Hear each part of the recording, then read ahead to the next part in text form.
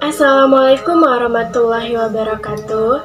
Hello everyone, let me introduce myself. My name is Anissa Yulia, NPM 224111047. I am from class Management 22E. This is my presentation on technopreneurship material about customer persona. Oke, di sini saya akan mempresentasikan tentang technopreneurship materi customer persona. Pengertian customer persona sendiri yaitu adalah referensi semi-fiktif dari segmen pelanggan yang ditargetkan oleh sebuah bisnis ataupun produk. Persona ini dibuat berdasarkan data empiris yang telah dikumpulkan dan riset pasar, analisis perilaku, dan juga pengalaman pelanggan tentunya. Lalu, customer persona adalah referensi semi-fiktif dari segmen pelanggan yang ditargetkan oleh sebuah bisnis dan produk. Persona ini dibuat berdasarkan data empirisnya yang telah dikumpulkan dari riset pasar, analisis perilaku, dan pengalaman pelanggan. Tujuannya dari pembuatan customer persona sendiri adalah untuk memahami secara lebih lanjut lagi dan lebih mendalam tentang siapa target, audiens, atau pelanggan ideal yang ingin dicapai oleh bisnis atau produk tersebut. Secara lebih rinci, customer persona mencakup informasi seperti demografi, usia, jenis, kelamin, pendidikan, ataupun pekerjaan. Secara psikologisnya bisa dilihat dari nilai, minat, dan juga gaya hidupnya. Tantangan atau masalah yang dihadapinya, preferensi produk atau layanan, dan perilaku pembelian. Dengan memahami karakteristik dan kebutuhan pelanggan secara lebih mendalam melalui customer persona, bisnis dapat mengarahkan strategi pemasaran,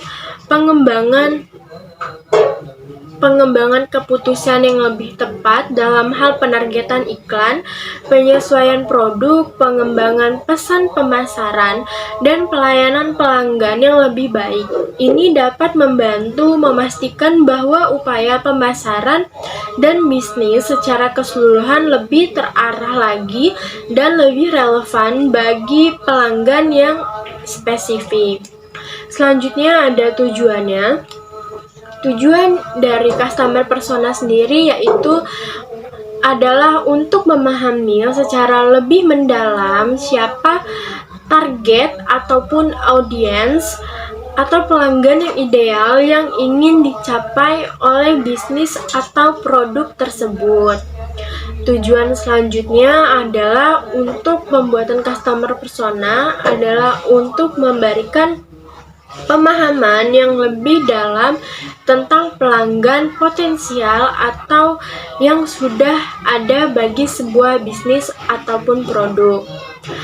Tujuan terakhir yaitu customer persona memberikan pandangan yang lebih jelas tentang pelanggan, memungkinkan bisnis untuk membuat keputusan yang lebih baik dalam strategi sebuah pemasaran, pengembangan produk, dan juga layanan pelanggan.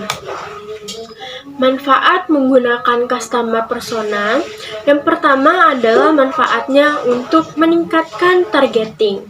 Dengan memahami karakteristik dan preferensi pelanggan potensial melalui customer persona, bisnis dapat mengarahkan upaya pemasaran mereka dengan lebih cepat dan tepat.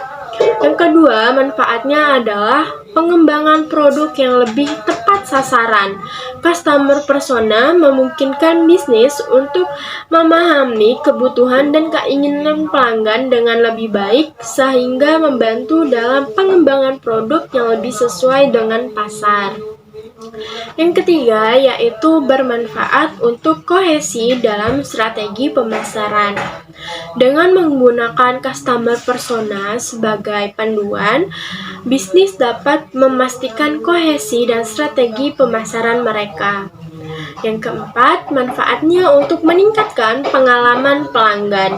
Dengan memahami preferensi dan kebutuhan pelanggan secara lebih mendalam lagi, bisnis dapat memberikan pengalaman yang lebih personal dan relevan kepada pelanggan mereka. Nah, selanjutnya ada tips praktis untuk membuat customer persona yang lebih kuat lagi. Yang pertama, melakukan wawancara dengan pelanggan.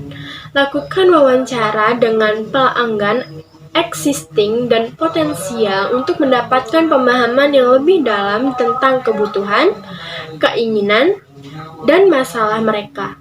Yang kedua, tipsnya yaitu melakukan analisis data. Memanfaatkan data yang Anda miliki, seperti data penjualan, data website, dan data perilaku pengguna untuk mengidentifikasi tren dan pola yang berkaitan dengan audiens Anda.